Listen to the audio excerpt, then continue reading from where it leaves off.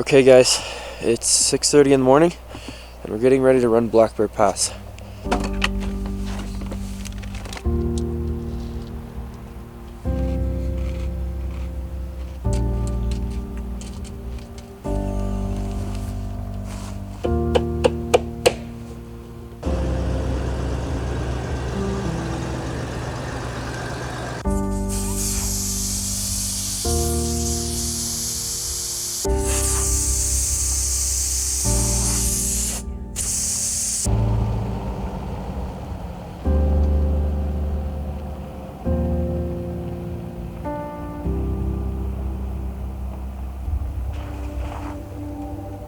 Black Bear Pass is one of Colorado's most popular destinations for both ATVs and off-roaders alike.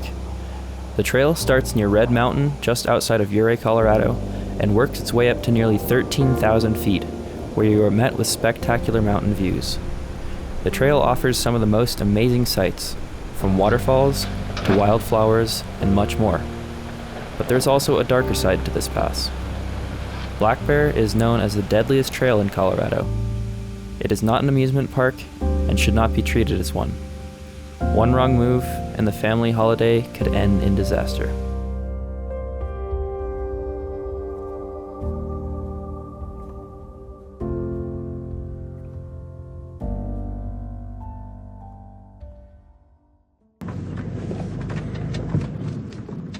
Porphyry Gulch. We're gonna take the obligatory Black Bear Pass picture here. Like I'm some kind of tourist. So Black Bear Pass, coming from the east side, is actually a two-way road.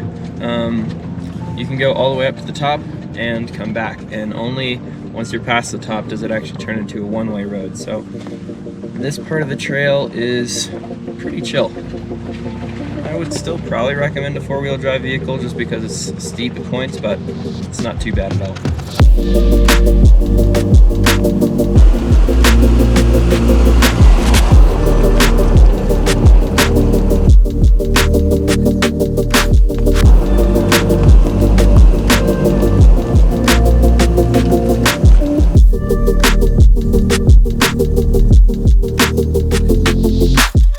Alright guys, we made it to the top of Black Bear Pass. It's all downhill from here.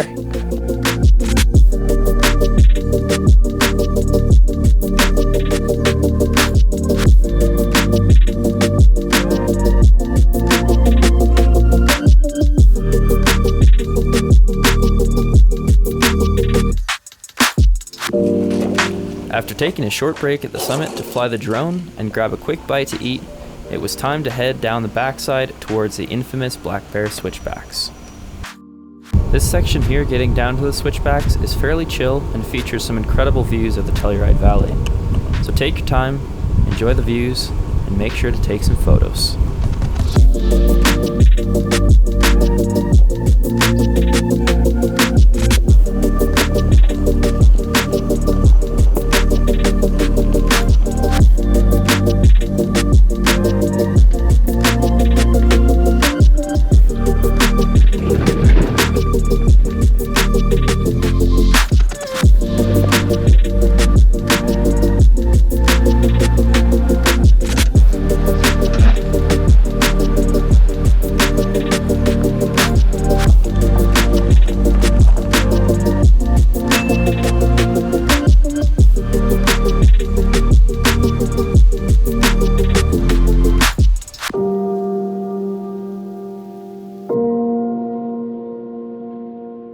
Alright guys, we've come to the infamous Stair Steps.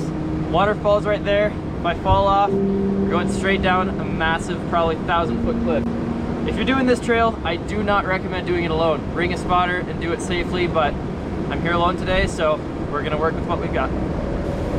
Now this is where the trail starts to get pretty gnarly. If you're familiar with Black Bear Pass, you'll know that this section isn't necessarily the most technical per se, but things do start to get a little hairy. This is the section where the trail has gotten its deadly reputation, and also where many of the drivers on this trail begin their career in professional butt clenching. What's the reason for that? Well, just out of view on the left-hand side, there's a creek bed that turns into a small waterfall. If you were to roll on this section, you would fall down probably 50 to 60 feet, bounce off a shelf road, and then continue your plunge down into the Telluride Valley some 1,000 to 1,500 feet below.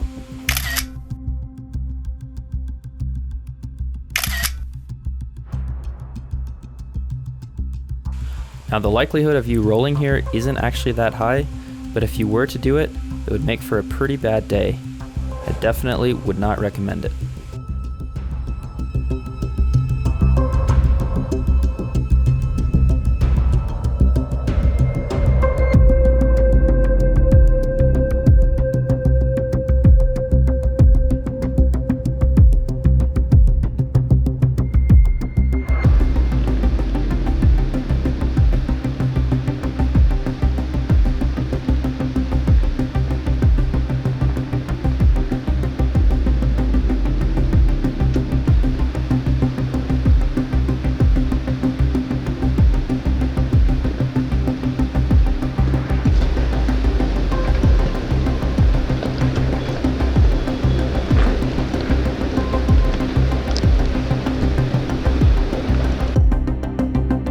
You've just made it through the hardest section of the trail, and you'll find that if you time this section out just right, there'll actually be a tour guide waiting for you at the bottom, and he'll be happy to spot you down the rest of the switchbacks.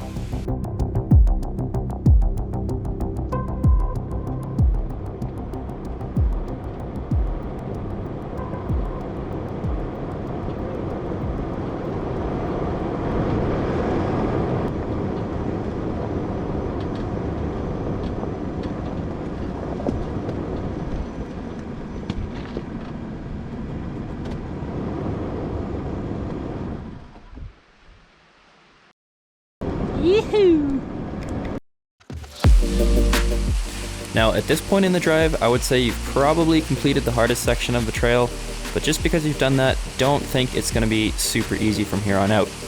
You still have to deal with these switchbacks, which they're not too bad if you have a spotter, but if you're driving a standard American car like I am and don't have a spotter, you're on the non-cliff side, so it's kind of hard to see where you're going. So take your time and don't get too cocky with your driving, and you should be all good.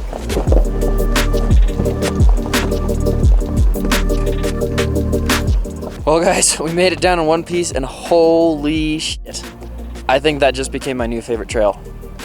Wow. I've done it once in Nico's truck, but he was driving. This is my first time driving it myself, and it's fucking incredible.